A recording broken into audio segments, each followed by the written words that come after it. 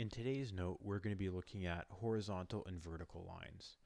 Now, we can recall from our last note, horizontal or parallel lines are lines where the slopes are the same, and perpendicular lines are lines where the slopes are negative reciprocals, or if we look at a slope of a over b, it becomes negative b over a.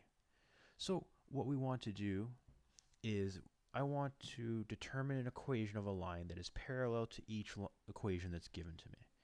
And as we just talked about, if they're parallel, the slopes have to be the same. So the key thing I want to focus on in my equations are my slopes. So I'm going to go through and highlight those in blue. So those are the key things I want to focus on. Now, that means that my new equation would have to be y equals, and it has to be at least 3x because it needs to share that slope. Other than that, it doesn't matter what the y-intercept is. The only thing it can't be is the exact same.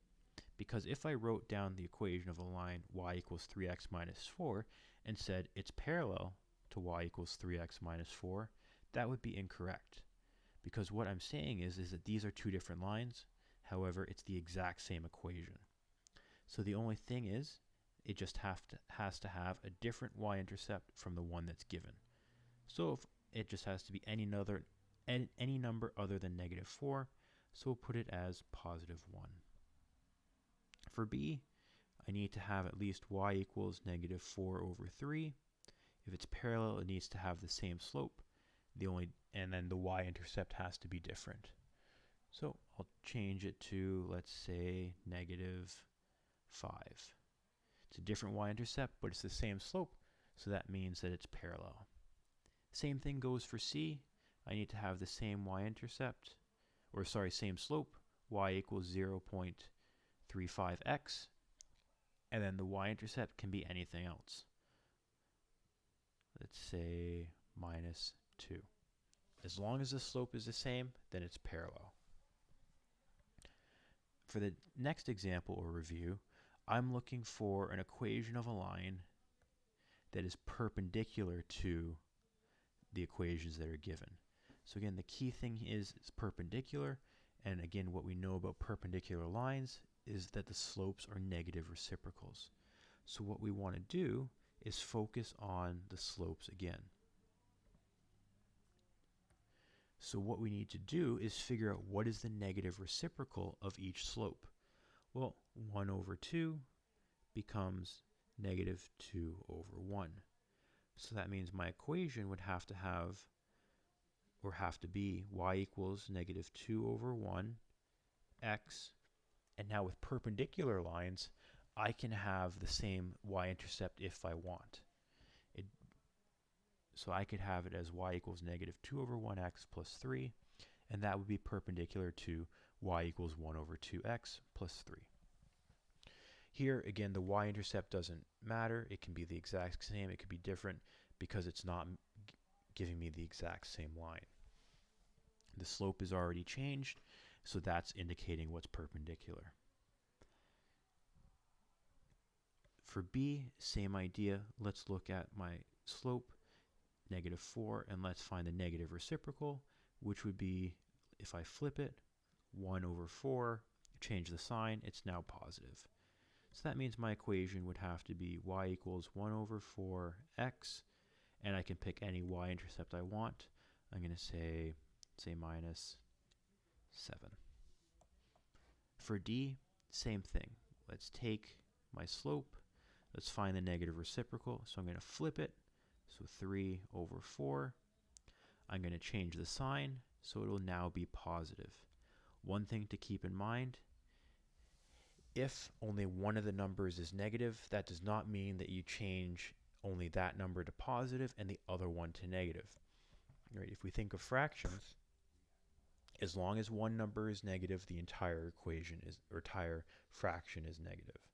So if you see a negative, that means you should see no negatives when you find the perpendicular slope.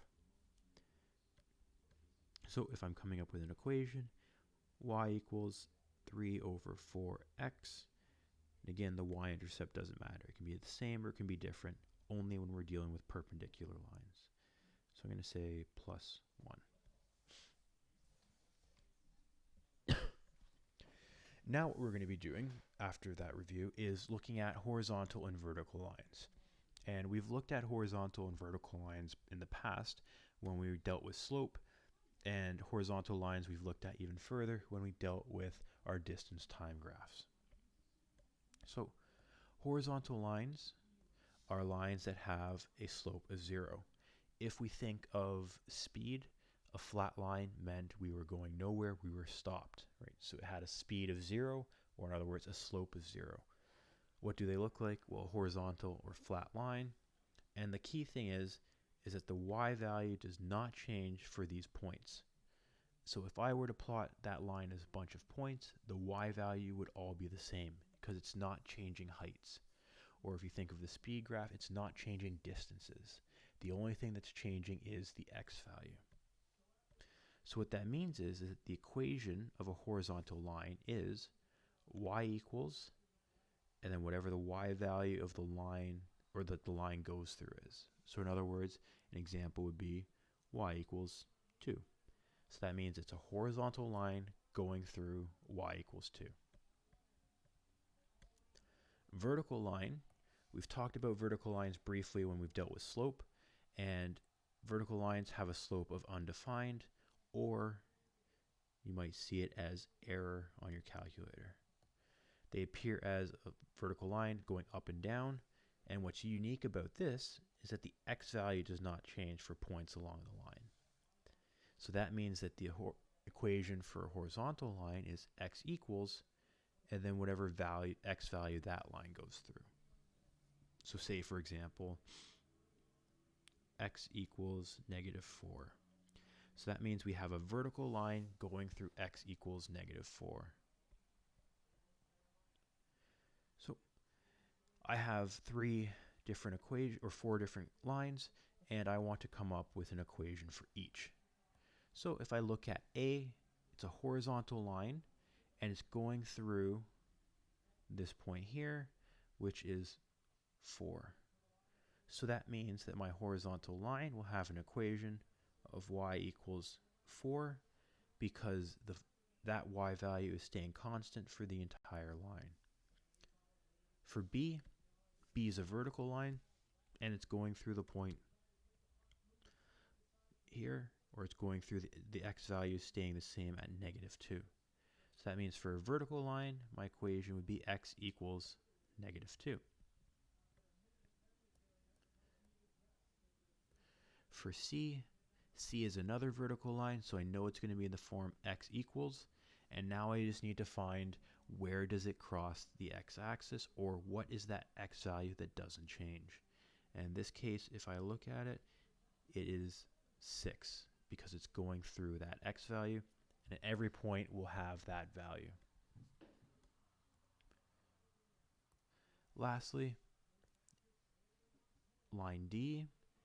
D is a horizontal line, so I know it's going to have the equation y equals. And if I look at where does it cross the y-axis, well, it crosses it at -7. So that means that my equation of this horizontal line would be y equals -7.